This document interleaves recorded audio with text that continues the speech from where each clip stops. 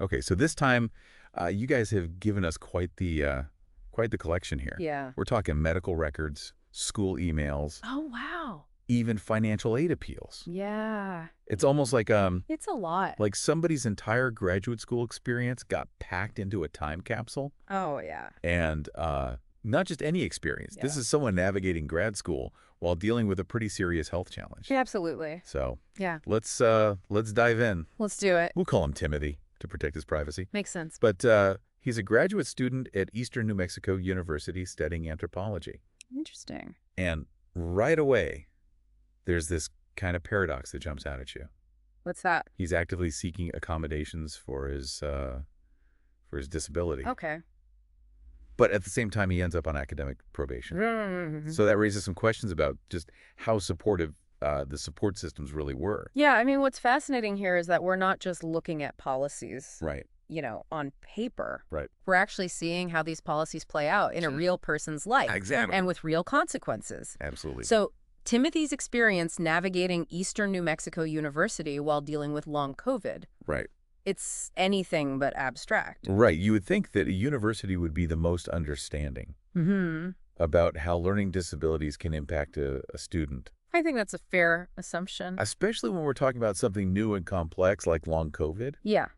But what we see in Timothy's case suggests that maybe empathy and efficiency Right. weren't exactly ANMU's strong suit. I mean, that's where the documents get really interesting. They're- They're not just about Timothy's struggle. They No, no. really shine a light on the gaps in the system you just mentioned. Exactly. So take the delays in getting alternative format textbooks, for example. Okay. Fall 2023, nothing. Wow. Spring 2024, a month late. Oh my gosh. And even in fall 2024, Uh-huh. he didn't get the textbooks until midterm. That's unbelievable. And for someone with long COVID's cognitive fog, Right. we're talking about a major barrier to academic success. Yeah, absolutely. Right from the start. Right off the bat. Yeah, and it wasn't just textbooks. Right. Financial aid Oh, yeah. becomes this whole other ordeal. Right. So after a rough fall 2023 semester, Okay. Timothy's placed on academic probation. Makes sense.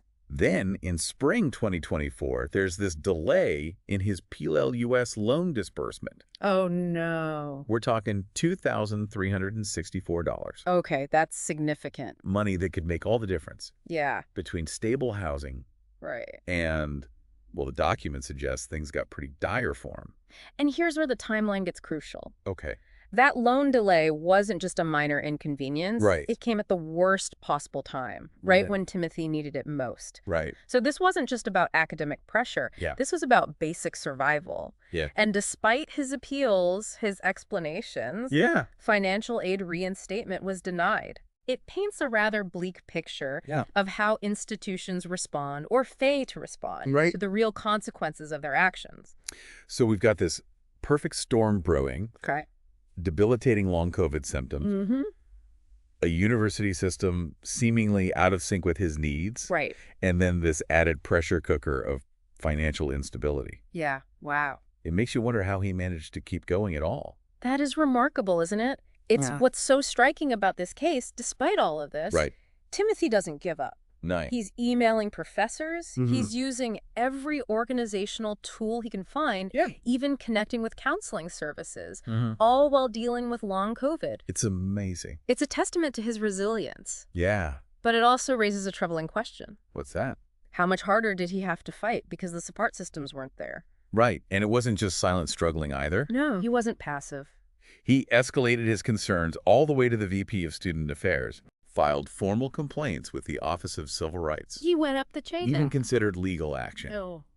This wasn't just about getting by. No. It was about holding the institution accountable. Right. The guy's tenacity is almost as impressive as the mess he had to deal with. Yeah, and those communications with the VP, they're a goldmine of insight. Really. We see Timothy dissecting the VP's responses, Mhm. highlighting instances where his concerns are minimized, Oh. misrepresented, or just plain misunderstood. So this isn't just a story about Timothy versus E&MU. No, it's bigger than that. Right. It's a window into how institutions, Yeah. particularly when they're faced with invisible disabilities like long COVID, Right. can fall short. So even before we get to the human side of Timothy's long COVID journey, Right. which, trust me, is where it gets really eye-opening, I'm ready. we're already seeing this tension Yeah. between individual needs and institutional response. That push and pull. Not exactly a feel-good story so far, Yeah, not really. but definitely one that's got me hooked. Right there with you. What about you? I am absolutely hooked. Totally agree. And it's this tension you mentioned that's worth unpacking a bit further. Yeah, let's dig into that. Okay, so, Timothy's annotations on the VP's emails, they're fascinating. Okay. He's not just pointing out factual discrepancies. Right. He's revealing these subtle ways that institutions can kind of deflect responsibility and maintain the status quo. Right. Especially when it comes to less understood conditions like long COVID. It's like he's saying, look, I'm not making this up. Yeah. Here's the proof, black and white. Exactly. But the VP seems to be operating from a totally different playbook. Different world. It's almost like they're speaking different languages. Yeah. And it makes you wonder Yeah. how many students facing similar challenges just give up because they don't have the energy or the knowledge to fight back like Timothy did. It's got to be a lot, right? Probably, yeah. It's exhausting. Exhausting and demoralizing. Yeah. Remember that comment the VP made about Timothy's medical documentation being a few years old? Oh, yeah. It's like a throwaway line. Yeah. But it reveals this fundamental misunderstanding Oh, really? of chronic conditions. Okay. Timothy's absolutely right that ADA guidelines don't require constant updates. Right. Unless there's been a significant change in your condition. Right. It's as if the VP is implying that chronic illnesses have an expiration date.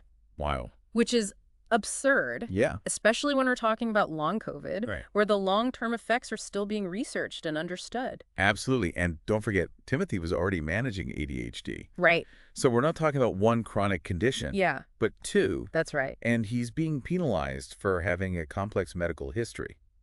That doesn't seem right. It seems pretty discriminatory. Yeah, it raises the question, how equipped are institutions to handle these increasingly common, Right. yet often invisible conditions? Right. Are they stuck in these outdated models of disability It's a good question. that don't account for the nuances of long COVID? I think Timothy's experience suggests they have some catching up to do. Yeah. And it's not just the medical documentation either. What else? There are other instances where Timothy calls out inconsistencies Okay. or misrepresentations in the VP's responses, Give me an example. like that meeting they had. Okay. The VP described it as extended, but Timothy points out it lasted less than 45 minutes.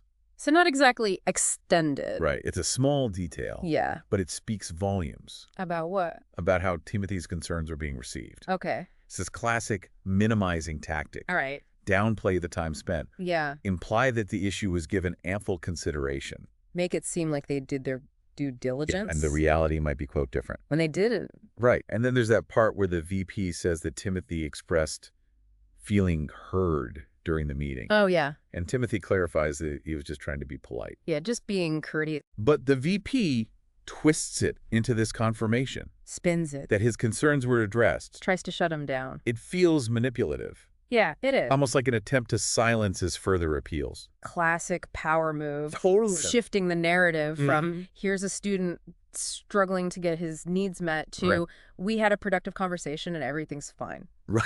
Yeah. And it's a tactic we see all the time. Institutions want to avoid taking responsibility. Right. They just sweep it under the rug. And speaking of responsibility, Okay. let's not forget the whole POS loan situation. Oh, yeah, that was a mess. The VP acknowledges the delay, Mm-hmm.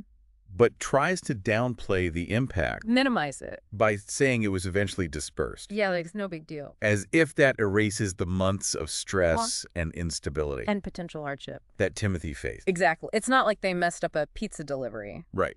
This was about a student's livelihood. Right. And the fact that the VP seems to conflate academic probation with financial aid probation Oh, gosh. is just mind-boggling. Doesn't make any sense. It suggests this fundamental lack of understanding Right. of the very policies they're supposed to be upholding. Yeah, they're supposed to be the experts. Right. And they don't even know their own rules. It's almost like they're speaking a different language, Totally different language. where support means something entirely different Right.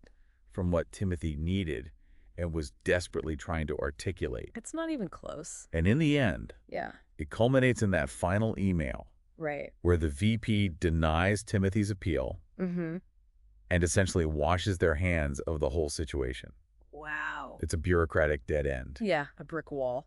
A clear message that Timothy's on his own. That's tough. It's heartbreaking, honestly. It really is. You see this student pouring his heart out, meticulously documenting every interaction. Trying to do everything right. Hoping for some semblance of understanding and support. Yeah. And the response is just cold. Yeah. Impersonal. Like he's a number. Bureaucratic. Just another case file. It leaves you wondering, who are these systems really serving? That's the question, isn't it? It's a question that goes far beyond Timothy and ENMU. It does. It really does. It's about how institutions, in their quest for efficiency and self-preservation, right, trying to protect themselves, can lose sight of the human beings they're supposed to be serving. They forget about the people. It's a sobering reminder that even in spaces dedicated to learning and growth, places that are supposed to be nurturing, the potential for harm and injustice is very real. You can get hurt anywhere. It's heavy stuff for sure. It is heavy. But before we get too bogged down in the systemic side of things, right, I think it's important to remember that there's a human being at the center of all this. Right, a person. And his story is about so much more than bureaucratic bungling. It goes much deeper. Right, you're absolutely right. We need to hear his side. Let's shift gears a bit and delve into Timothy's personal experience of long COVID. Yeah, let's do that. This isn't just about missed deadlines and financial aid appeals. Right. It's about the day-to-day realities. Right. What's it like to actually live with this? Of living with a condition that impacts every aspect of your life. You're completely changed. I think that's crucial for our listener to grasp. Yeah, they need to understand this. It's one thing to talk about institutional failings. Right. But it's another to understand the very human cost of those failings. The personal cost. And Timothy's own words paint a vivid picture of that cost. He doesn't hold back. He describes the cognitive fog, the exhaustion, the frustration of feeling like a stranger in his own body. Wow. Imagine trying to do graduate level work. Right. When you can barely remember what you read 5 minutes ago. That's tough. And on top of that, right, he's dealing with the emotional roller coaster of a chronic illness. Oh, yeah. The isolation, the fear, and uncertainty. The uncertainty of not knowing when or if he'll ever fully recover. That's a heavy burden to carry. It's a reality that's often invisible to the outside world. People don't see it. Especially when you're dealing with a condition like long COVID, right, which doesn't have the same outward markers. You can't tell by looking at someone. As some other disabilities. So while Timothy's battling ENMU's bureaucracy, right, he's also waging a war within his own body and mind. Yeah, it's a battle on multiple fronts. And that's a story that deserves to be heard. Absolutely. Understood. And acknowledged. Yeah, it's almost hard to fathom, isn't it? It's a lot. Here's Timothy already facing the typical grad school pressures. Oh, right? Yeah. And then you layer on long COVID's cognitive impact and a university system that seems more focused on procedure than on actually helping him succeed. Yeah. It's like a recipe for burnout, if not a complete breakdown. It's a recipe for disaster. And, you know, this is where knowing your interest in how institutions adapt to these emerging challenges. Timothy's story becomes so valuable. It really does. It's not about pointing fingers. It's about asking, okay, what could ENMU or any university have done differently? What could they have done better? Right. We've got these documents. We have the evidence. This timeline. We see what happened. But what's the proactive, supportive response? Yeah. Where was the support? That's clearly missing here. It's a big question. Right. And it's easy to get stuck in the negativity. It is. But I'm genuinely curious, what would a truly long COVID-aware environment look like in higher ed? That's a great question. Not just tacking on some extra time for tests. Right. That's not enough. But really integrating an understanding of this condition into how they operate. A systemic change. Yeah. Imagine this. Professors trained on long COVID's varied symptoms. Okay. So they're not dismissing a student's struggles as just laziness or senioritis. Right. They're understanding the real impact. Exactly. What else? Flexible deadlines become the norm. Yep. Not a battle fought through endless documentation. You don't have to prove you're sick all the time. Exactly. Like and financial aid takes into account the unpredictable nature of this condition. Recognizes that sometimes life throws curveballs you can't plan for. It's about having some grace and flexibility. Right. And understand it. It's almost like flipping the script. It is. Right? Instead of feeling like you're constantly begging for exceptions. Always having to fight. The system is built to accommodate those exceptions from the get-go. It's built in. I bet that would do wonders for students' mental health. Absolutely. Knowing they're not fighting an uphill battle alone. It would make a huge difference. And counseling services would be key, too. Right. Oh, yeah. Crucial. Equipped to handle the unique anxieties and mental fatigue that come with long COVID. That mental exhaustion. Yeah, peer support groups, maybe. That's a great idea. Where students realize they're not the only ones feeling like their brain is betraying them. Yeah, that sense of community. It's about normalizing the experience. Right. Fostering that sense of community that can be so crucial for recovery. It's so important to feel understood. And here's a thought building on what you've already laid out. Okay, I'm listening. What if universities actively collaborated with long COVID research centers? No, that's interesting. Not only would they be on top of the latest findings. Right, they'd be on the cutting edge. But imagine the opportunities for student involvement. Oh, yeah. They could contribute to studies. Right. Maybe even find internships that align with their own lived experience. That's empowering. Talk about turning a negative experience into something positive. Yeah, making something good come out of it. And who knows, maybe that research collaboration leads to new diagnostic tools. Yeah, and new treatments. Treatment options. Yeah.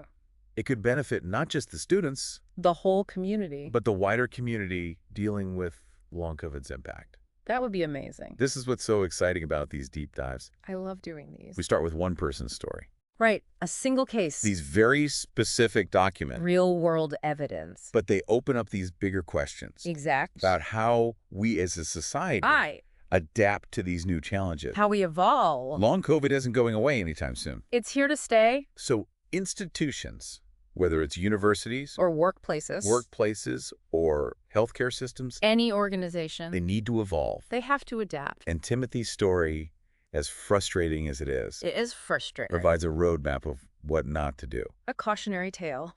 It's a reminder that policies, however well-intentioned, even with the best intentions, need to be grounded in empathy.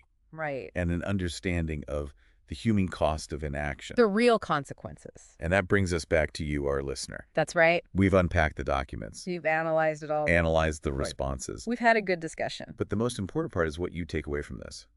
What did you learn? What resonates with your experience? What made an impact? What questions does this raise for your own work or field? How does this apply to your life? Because ultimately, these deep dives are just the starting point. They're just the beginning. They're meant to spark those aha moments. Those light bulb moments. Those connections that lead to new insights. New ideas. New actions. Maybe even new ways of approaching the challenges we all face in this ever-changing world. We're all in this together. So as we wrap up this particular deep dive. It's been a good one. Let's leave you with this thought. Okay, one last thing. If Timothy's story is a microcosm of larger systemic issues, and it seems like it is, where do you see those issues playing out in your own life? That's the question. And what, even in a small way, even a small gesture, can you do to push for more understanding, more empathy, more support, and ultimately more positive change? We can all make a difference. Because that's how we move from dissecting problems to building solutions. That's the goal.